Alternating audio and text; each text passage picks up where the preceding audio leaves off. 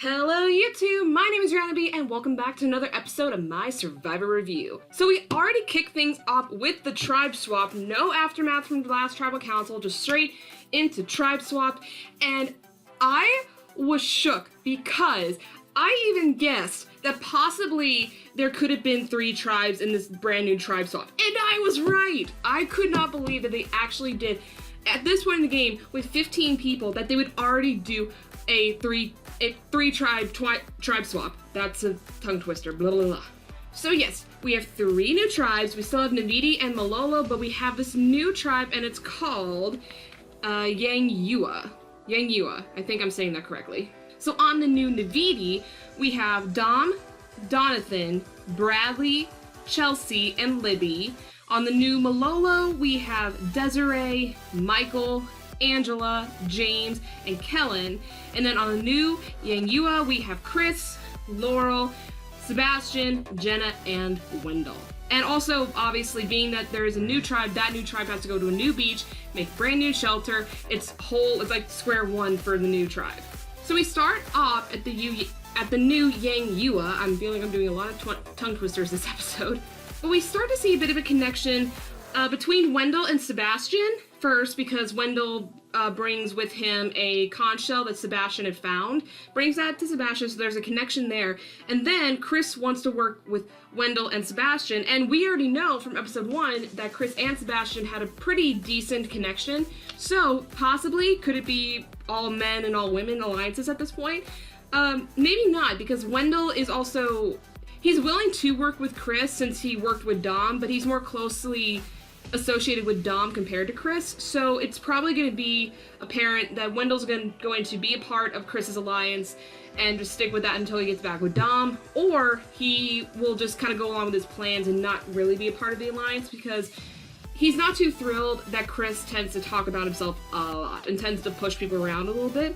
Which leads into the other point, is that a lot of people are now getting annoyed with Chris and how much he likes to talk about himself. You know, he was talking about how he was like a volleyball player and that kind of thing, and he revealed to Laurel that he is currently a professional male model, which I found it hilarious that Laurel's like, you know, it's funny how he thought that would blow my mind when it didn't.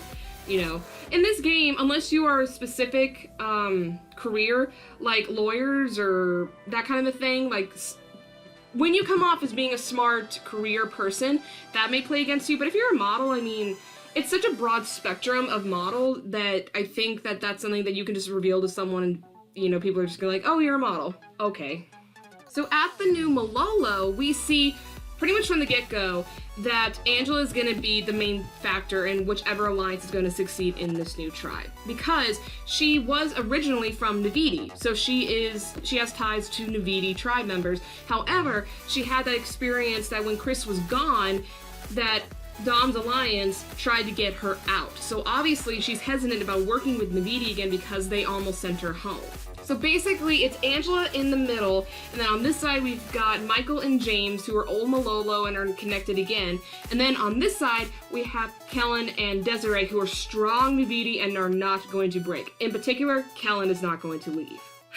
Back at the new nviidi, it's Bradley being Bradley and his whiny, you know, SOB self, because the first thing he says is like, oh, we've been living in squalor. It was so terrible. Guys, you wouldn't believe what we just went through. I'm like, dude, you know, I don't care if your camp was the best thing on Earth in Survivor history. You're in Survivor and you're living in the middle of nature. You are living in the middle of a jungle, on a beach. There's not much food. There's not much comfort you can get at. So the fact that you're recalling, like, you're basically saying that one's a resort compared to one is just, like, the slums, I'm like, dude, what's the, I mean, it's all nature, it's all beach, it's like not, okay, sure, maybe you have coffee, maybe you have a chair to sit in. Is that really like the defining factor for you? I don't know. It's just Bradley being Bradley, and I just find him to be very annoying, so that's my opinion.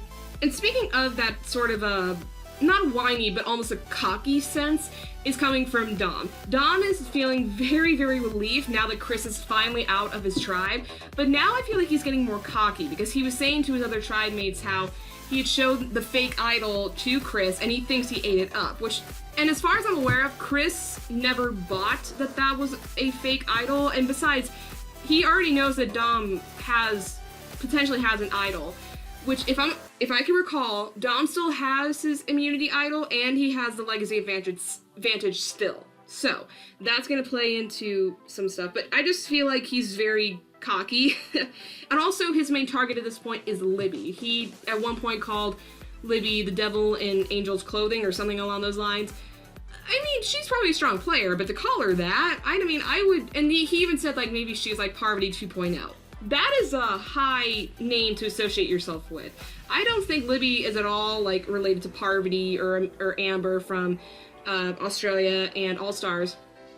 I think that she is probably one of the many who use the flirting tactic, but she's not a dumb girl by any means. I just feel like I don't know if I would put her in the same league as Parvati and Amber, because that is a high level to get to. So we go ahead and go to the immunity challenge, and because it's 3 tribes, we are obviously going to have 2 winners, 1 loser. And although Malolo had the lead through over half of the challenge, Yang Yua won first, and Navidi rather kind of close, but Navidi does end up taking second, and Malolo goes to tribal council. And on the tribal council chopping block for Malolo, we have James, because he is a member of Malolo, and I think they see more value in Michael compared to James. And then we have Desiree, who obviously really did badly in the challenge in this week's episode, so she's on the chopping block as well. Here's a question. What's gonna happen to Ghost Island? Because I realize that there's no Ghost Island this episode. I'm wondering, are they gonna be doing this for possibly a reward thing? Because there's been a couple times like they've had rewards and you know, they'll send someone on the losing side, or like there's a circumstance where someone has to go to Ghost Island. I wonder if that's how it's gonna be, because I found it odd and a little like disconnecting that they didn't have Ghost Island. So that did happen. I'm sure it should be back later in the season, because they can't just stop it and only use it for like, what, 4 episodes? So back at Malolo, Desiree's very down on herself, but she's still determined to make sure she stays in this game and make sure that she has a second chance. So she's pushing for the James vote, which is her and Kellen. And then obviously Michael and James want to get out Desiree. So again, this leaves Angela in the middle. And I also did find it interesting that James got a bit of a backstory, like him explaining like how his family moved to South Korea and then he moved back to the US when he was in his mid-teens to just start living his own life, da-da-da-da. And the only reason I bring this up is because usually when that happens, that means they're either going home or they're at a high risk of going home. So I think that was kind of a dead giveaway that James would probably be going home this episode. And then back to Angela. Angela ends up talking to Kellen, and Kellen is really, really pushing for Angela to stay with Navidi, that they have always been a part of her Survivor gameplay, da-da-da-da, and that they're very close, so Angela can feel safe there. However, Kellen doesn't really trust Angela, but she's willing to keep her on their side for the numbers. I'm finding Kellen to be slightly, like, very slightly shady. She is, like, pushing it. She's, like, slightly devious in the sense that she puts on this face of being the sweetest girl, but she's a fighter, and she is someone who's really pushing for her Navidi tribe to stay together no matter what it takes, even if she doesn't trust people.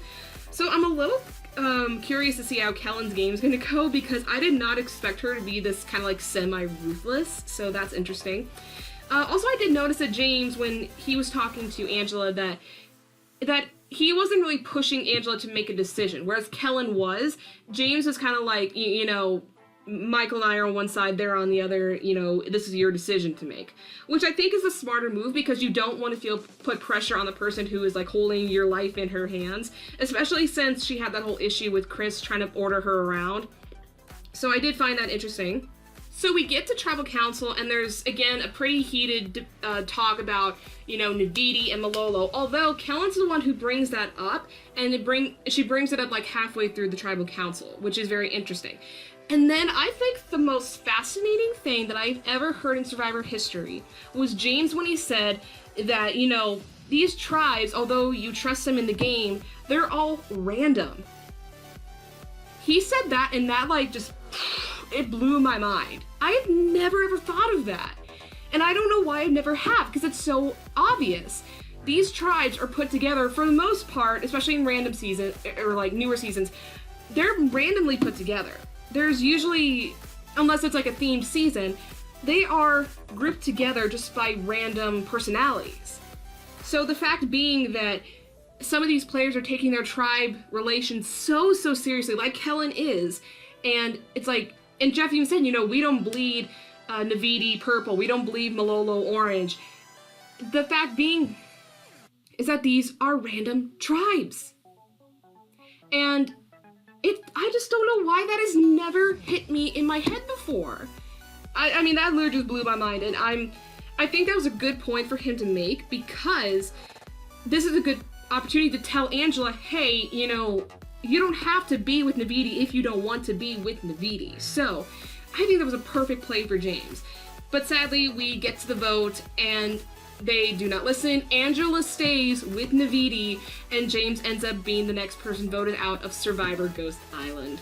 I cannot believe that Angela actually stayed with Navidi. After everything Navidi and the members of her tribe have done to her and have made her feel kind of out of place, she sticks with them. I kind of feel like it's the victim of a bullying situation who is just trying to be like, play nice with the bully so that she doesn't get hurt.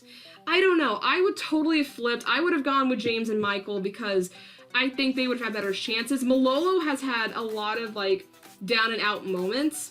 So I feel like that would have been a good opportunity for her to go over there and maybe change things up with new people rather than staying with the people who that almost, some of them almost betrayed her. I don't know. I'm just like, I just thought that was such a dumb move for Angela to make. So we're gonna have to wait and see what's gonna happen to Angela, but I just felt like that was a stupid move. And also, I wanna make a point. I'm getting vibes that Michael is the Spencer of this season. If you guys remember Spencer from Brain versus Bronze and Cagayan, and then he was in Second Chance, made it to third place, if I'm correct, or second place, I can't even remember. He, in his main season in Cagayan, he had so much bad luck. He was on a bad tribe from the get-go. He had an alliance, but very quickly it started falling apart. He got an advantage and then he played it wrong. And he tried to fight for his life, tried to win immunity challenges. The one time he loses and he ends up going home. I just feel like this is Michael. Michael has been having so much bad luck this season. He ends up being on a tribe that's like, in the beginning, it's like, okay. And then the tribe swap happens, the first one. And then he's low in numbers. He tries to fight for his life. He plays his idol wrong, you know. I just feel like this is the same situation. I feel like Michael is the underdog, and he's got to pull some stuff out because he's going to be gone next episode if Malolo doesn't win again. So I'm praying to God, because I really like Michael, I'm praying to God that he can pull something out because I want him to stay so bad. So let's go ahead and move on to what's going to happen next week. Next week, Malolo's going to burn their flag down because Desiree at one point says that, you know, it's like just bad voodoo or bad, you know, it's very bad luck for them to be associated with Malolo. So I don't know if this is like them kind of like semi going on strike against Malolo, the tribe name or whatever, but they are going to burn the flag, so that's going to be interesting. And then we see possibly a new rivalry on the Navidi camp between Dom and Bradley, which honestly, when you think about it, I totally see it because they're both headstrong people. They both can be very cocky at times, so I can definitely see this going on. However, it seems like something's really going to upset most of the tribe because Don, I think, even makes the point of him like being very furious at a certain situation. So it could be like someone did something very stupid and then everyone in the tribe is like very angered by it, or it's just like a battle between two alpha males yet again. And I don't know, we're gonna have to wait and see about how that's gonna unfold. So as far as chopping block for the other tribes, if Malolo goes back to tribal council, I feel like it's gonna be Michael, or if push comes to shove and he can find a way to save himself, maybe Angela, only because Kellen has shown that she doesn't really trust Angela, and it could very Godfather-like thing to be, you know, we use you to help us get through this one vote, but now we gotta cut you out, you know. So I feel like that Michael and Angela would be in trouble in that sense. On Navidi, I feel like Donathan could be in some trouble, only if he doesn't do as well in challenges as some of the others are. If not, then maybe Libby is still in trouble because Dom is really pushing for a Libby vote. And then on the new Yang Yua, I feel like probably Chris is probably the one who's in the hot seat, because honestly, out of them, there's a lot of strength. Laurel has shown that she's really good in challenges. Sebastian's really good as well. Wendell has proven himself, especially in tonight's immunity when he led his tribe to a win. I feel like they could get along without Chris, so I do feel like Chris would be in trouble if they go to tribal council as well. So I think that is everything from this week's episode, so I'll go ahead and end the video here. If you guys like it, please give it a thumbs up. Leave me comments down below. What did you think of this week's episode? And if you want to see my future videos or videos I've already done, go ahead, hit subscribe, and hit the little bell icon so you can be notified when my videos come out. That's all I have for you guys today, and until the next video, bye! Mwah.